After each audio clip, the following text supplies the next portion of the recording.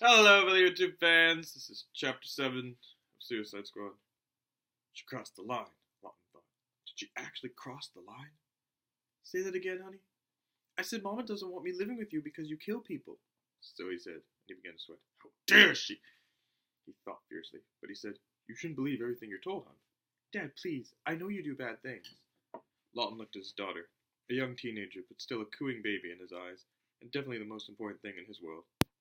That's not true, okay? You don't have to worry, Dad. I still love you. And I love you, hon.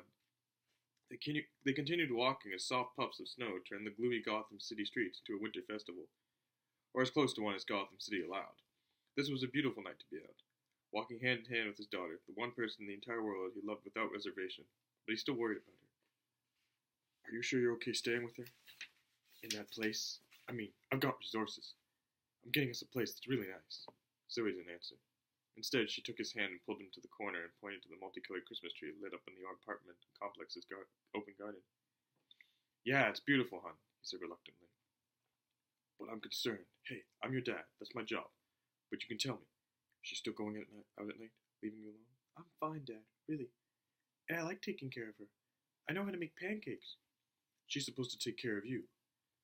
Lawton's posture slumped as Zoe took his massive hand between both of hers. This wasn't the way it was supposed to go. It's okay, Dad. We're all good. He stared at her, growing up before his eyes, but her smile, so sweet and innocent, warned him to stop pushing. No matter her home life, she needed to take care of her mom. Trying to take Zoe away would only turn her against him. Okay, but if you ever change your mind, ever, call me. I'll be there before you can hang up. You understand? She nodded and gave him a loving smile. They continued down the street to Zoe's favorite ice cream store. It was already a cold winter, but the girl always loved ice cream, and her favorite was peppermint, which is only available during the holiday season. She ordered a cup with 2 scoops for her, then smiled at her dad and ordered his favorite, a mint chip sundae with whipped cream and nut sprinkles. They sat at a table facing the window. You're doing okay at school, aren't you? I'm doing fine, Dad. You don't have to search for something to talk about. We don't always have to talk. You know, sometimes it's okay to be quiet. Yeah, I know. But I always want you to know if you ever have any problems there, if you ever need extra tutoring or something, you can call me. I'll find a teacher. Do whatever you need me to do. I know. I joined the band club. You're kidding. Really? I didn't know you played. What instrument? Well, I'm not really that good, but I'm trying to play the flute. The teacher says I show promise. My God, hon, that's great. That's really great. When you give your first big recital, whatever it's called, let me know, because there's no way I won't be there. The flute? That's so good, hon.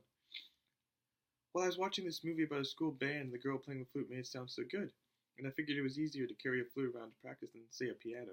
So, well, I'm playing the flute. You have it with you now? I left it at home. Next time I'll bring it. I like that, Zoe, he said. Next time. I like there being a next time. They left the ice cream store and headed down Bar Street toward Robbins. They continued to talk and laugh, and Lawton felt happier and more content than he had in decades. It was a perfect day, but it wasn't going to stay that way. Floyd, you're on time, for once. Lawton's ex-wife emerged from her car, the car he bought her in better times. She gestured for Zoe to come. The good times were over, he knew, but at least he had a chance to see her again. Zoe, go to your mom, and never forget I love you. I love you too, she responded, as she gave him a hug, then got into the car. Next week, she said, hoping. Next week, Lawton said, and I'm always here, whenever you want me. Lawton watched the car take off. Zoe was in the back seat waving goodbye to him. He gave a wistful smile and turned away. He took 2 steps, then paused. His smile was gone. The day, which had been spectacularly perfect, was over in an instant. Thanks for waiting for my daughter to go. The bat stood behind him, dark, menacing. Lawton never even heard him approach. This is nothing she should see. This is nothing she should see. The voice was coarse, gravel. Besides, she'll have gray hair when you see her again. Lawton spun, even as his wrist magnum snapped into firing position. Then the demon was on him, fists slamming into his face. He felt warm blood filling his mouth. The monster lashed out at him again. He felt his legs slip out from under him. He fell to the ground. The demon straddled him and punched him, but Lawton jammed his wrist magnum under the monster's chin and fired. The slug shredded the latch of the bulletproof cowl, exposing the flesh beneath. Whatever the hell the bat was, he was human, and Lawton's next shot would go through the skull and split the bat's brain in 2. The demon slammed his leg into Lawton's knee, cracking it. Lawton emptied his other magnum into the demon's arm and chest. The bat fell back a step, but then regained his balance and drove a fist into the side of Lawton's head. He staggered.